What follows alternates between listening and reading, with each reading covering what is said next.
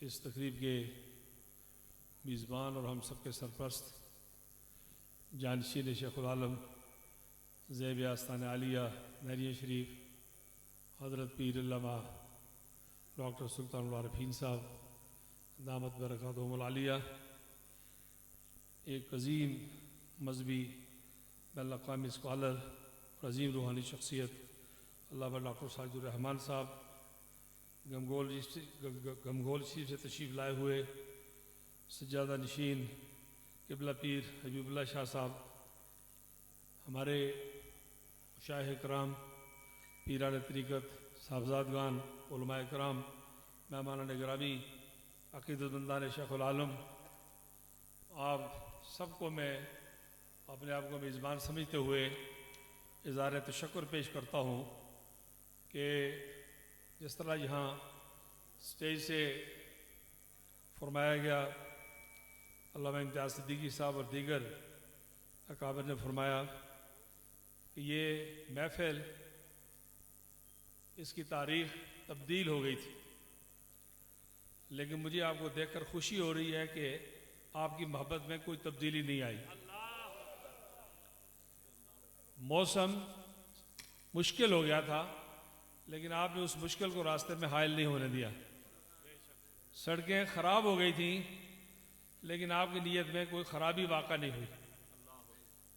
हज़रत अली करमुल्लाह वजहुल करीम से किसी ने पूछा कि अमीरुल मोमिनीन, किस तरह मालूम हो कि हमारी दुआ कबूल होती है? आपने अजीम इरशाद फरमाया, आपने फरमाया कि मेरे अजीज़ देखो, जिसकी दुआ कबूल नहीं होनी होती अल्लाह उसको दुआ मांगने की तौफीक ही नहीं देता।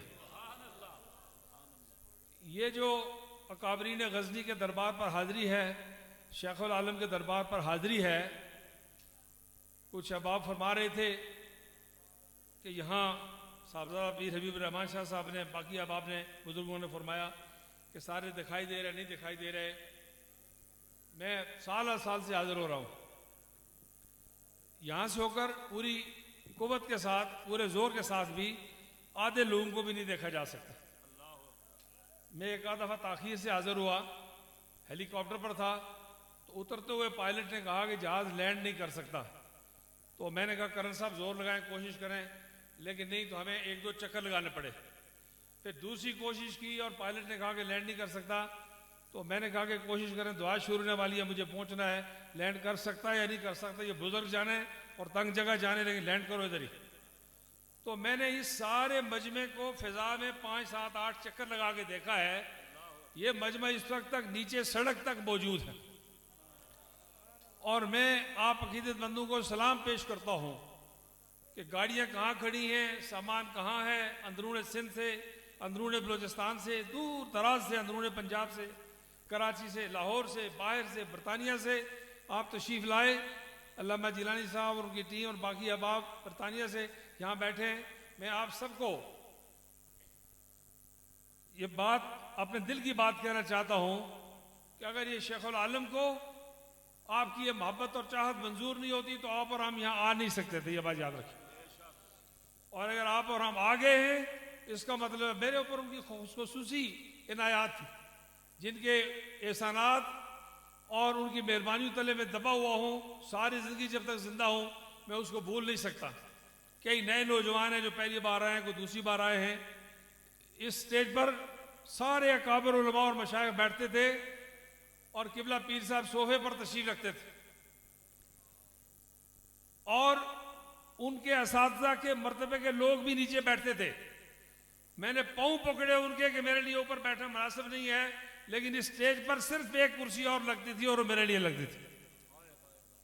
तो मैं अपने लिए सादत समझता हूँ कि मैं यहाँ पर हाजिर हुआ हूँ, हाजिरी दे रहा हूँ। अल्लाह ताला आपकी मेरी इस हाजिरी को कबूल करे। मैं मकामी इंतज़ामिया का भी शुक्रिया अदा करना चाहता हूँ, पुलिस का और दूसरी इंतज़ामिया का, कि उन्होंने बहुत दानिशमंदी के साथ, बहुत जान फशानी के साथ इंतज़ामात को मैं रात से देख रहा हूँ, सारा सिलसिला किया है। अल्लाह ताला उनको भी जज़ा खैर अदा करे।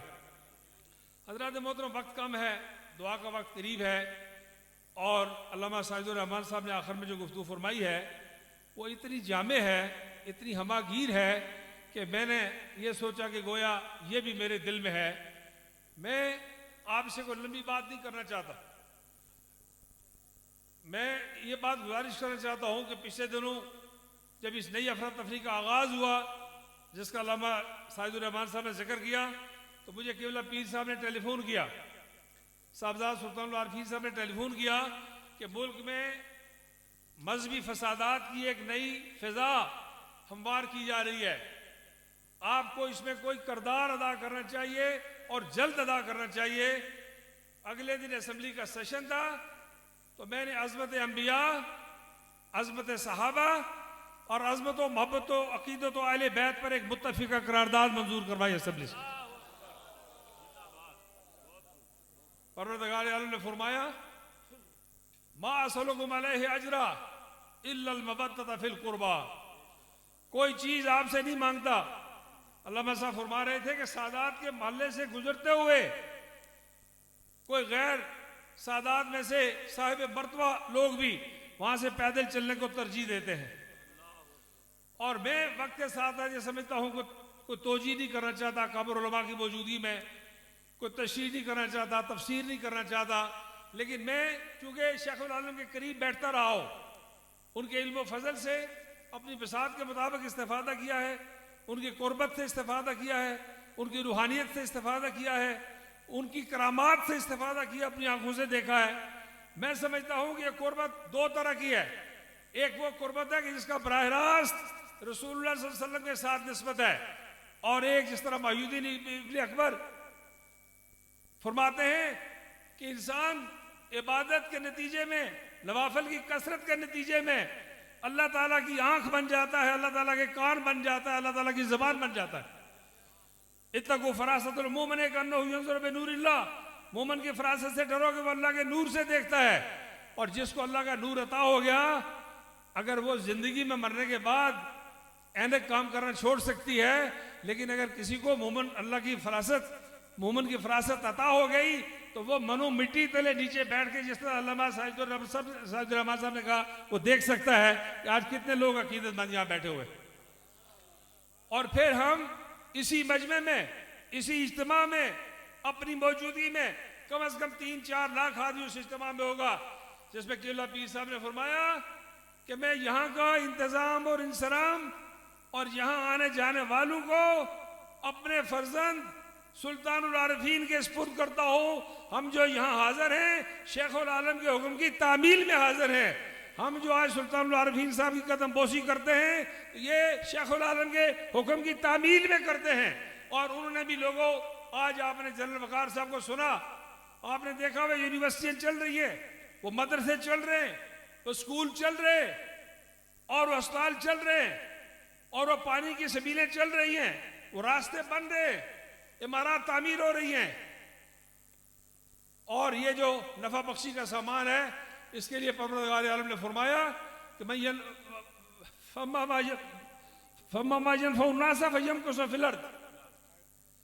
ये दूसरी एक और सनद है जो परवरदिगार आलम अदा करते हैं कि one who is beneficial for the human beings, इंसानों की नफा बख्शी, जमात की नहीं, फिरके की नहीं, मसलक की नहीं, बरादरी की नहीं, कबीले की नहीं, हल्के की नहीं, फमा मा यनफउ नास, जिसने इंसानों का भला किया, फयम को सफिल अर्द, वो दुनिया में बाइज्जत और बावकार हम उसको रखेंगे।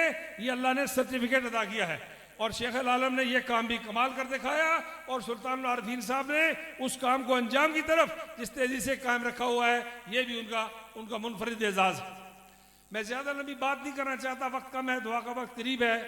मैं अल्लामा साहब की बात में कि उसी की तायीद और उसी हवाले से ये गुजारिश करना चाहता हूं कि बहुत सारे फितने सर उठा रहे हैं, बहुत सारे फितने सर उठा रहे हैं, और उन सब का मतमे नजर आज अगर पाकिस्तान में आप समेत, मुझ समेत, लियाकत बाग में 2-4 लाख आदमी को किसी मजमे में इकट्ठा करके पूछा जाए कायद आज़म शिया था या सुन्नी था, देवबंदी था या बरेलवी था, अहले हदीस था या कोई और था, माजर था या मकामी था, गुजर था या आराई था, जाट था या सोदन था, किस कबीले का था, राजपूत था, कुरैशी था, किसी को कबीला मालूम नहीं है, किसी को रंग मालूम नहीं है, किसी को नस्ल मालूम नहीं है। हुआ क्या? उनको कहा गया कि आप वो अटॉर्नी जनरल बनाते हैं, इनकार कर दिया। कहा गया गवर्नर बनाते हैं, इनकार कर दिया। महात्मा गांधी को कहा कि जाके जिन्ना को कहो कि तुम्हें मुत्तहिदा हिंदुस्तान का वजीर आजम बनाते हैं। गांधी जी ने अपने दोनों हाथ उनके घुटनों पर रखे और कहा कि जिन्ना, मैं एक रिक्वेस्ट लेकर आया हूं, सारा हिंदुस्तान मुझे अपना बाप कहता है, आप मेहरबानी करके मेरी बात मानोगे? उन्होंने कहा फरमाइए गांधी जी। उन्होंने कहा तुम्हें मुत्तहिदा हिंदुस्तान का वजीर आजम बनाना चाहते हैं, पाकिस्तान का मुतालबा छोड़ दो। उन्होंने कहा मैं ये मुतालबा नहीं छोड़ सकता। उसने लॉर्ड माउंटबेटन को कहा, लॉर्ड माउंटबेटन ने एक महफिल में स्टेज पर बैठे हुए पूछा, जिन्ना महात्मा गांधी से मुलाकात हुई है? उन्होंने कहा हाँ मुलाकात हुई है। उन्होंने कहा उससे तुम्हें कोई ऑफर की है? मिस्टर जिन्ना ने कहा हाँ, उसने मुझे मुत्तहिदा हिंदुस्तान का वजीर आजम बनाने की पेशकश की है। उसने कहा फिर आपने क्या कहा?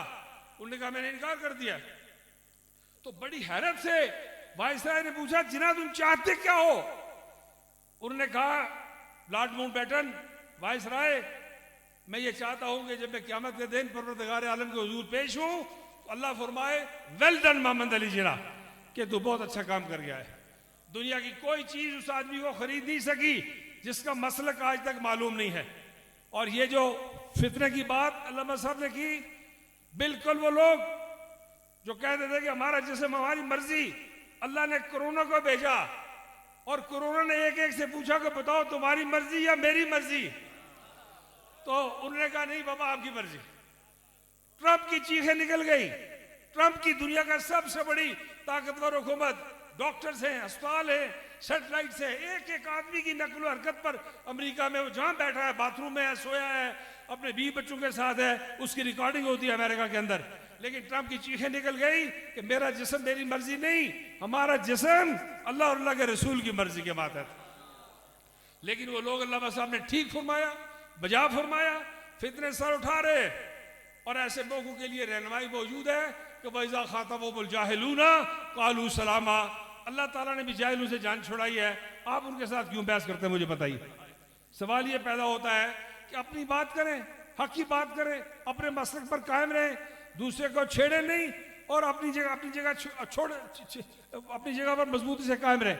तो मैं ये बात कहना चाहता हूँ कि हम इस पर इंशाअल्लाह अल्लाह ताला के फजल करम से आज़ाद कश्मीर में ये फिजा मौजूद है। और फिर ये जो मामलात हैं इनको बुनियाद बनाकर एक हद से आगे न बढ़ा जाए। परवरदिगार आलम खुद हिफाजत करते हैं उन मरातब की भी, उन शख्सियात की भी। इन्ना नहनु नज़्ज़लना ज़िक्रा व इन्ना लहू लहाफ़िज़ून।